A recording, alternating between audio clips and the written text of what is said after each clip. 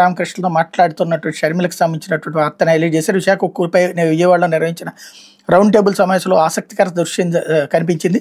సమావేశంలో పాల్గొనడానికి ఏపీసీసీ అధ్యక్షురాలు షర్మిల రాగా అప్పటికే వచ్చి కూర్చున్న వైకాపా నాయకుడు బొత్స సత్యనారాయణ చూసి గౌరవ సూచనగా లేచి నిలబడుతూ రామ్మ ఇక్కడ కూర్చోంటూ తన పక్కన ఉన్న కుర్చీని చూపించారు. అందులో కూర్చున్న షర్మిల బొత్స సిపిఐ రాష్ట్ర కార్యదర్శి రామకృష్ణతో మర్యాదపూర్వకంగా మాట్లాడారు. సమావేశం అనంతరం అన్న వెళ్ళొస్తా అంటూ బొత్సకు నమస్కరించారు అన్నటువంటి వార్తని హైలైట్ చేశారు. ఇకపోతే తల నరికి చెత్తబుట్టలో పారేసి అమెరికాలో కర్ణాటక వ్యక్తిని కిరాతకంగా హత్య చేసిన సహోద్యోగి, అమెరికాలో భారత సంతతి వ్యక్తి దారుణ హత్యకు గురయ్యాడు. కుటుంబ సభ్యుల ముందే అతను సహోద్యోగి కిరాతకంగా తలనరికి చెత్తబుట్టలో పారేశాడు.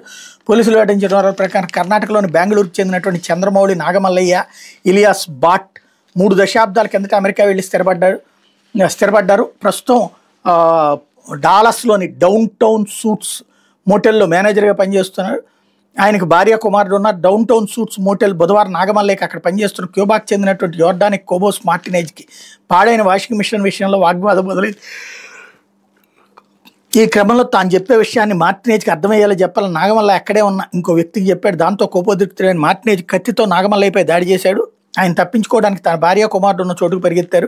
కుటుంబ సభ్యులు రక్షించేందుకు ప్రయత్నించే నిందితుడు వాళ్ళని తోసేసి నాగమల్లయ్య తల నరికేశాడు. అనంతరం తలను కాలుతో దాన్ని తీసుకెళ్లి చెత్తబొట్టలో పారేశాడు. నిందితుడు పోలీసులు అరెస్ట్ చేశారు. ఇతనికి నేర చరిత్ర ఉందని హ్యూస్టన్, ఫ్లోరిడాలో నమోదైన కేసులో 2 సార్లు అరెస్ట్ అయ్యాడని పోలీసులు చెప్పారు. నాగమల్లయ్య అంత్యక్రియలను అమెరికాలో శనివారం నిర్వహిస్తున్నారు. కాగా నాగమల్లయ్యకి ఏపీతోనూ సంబంధం ఉంది.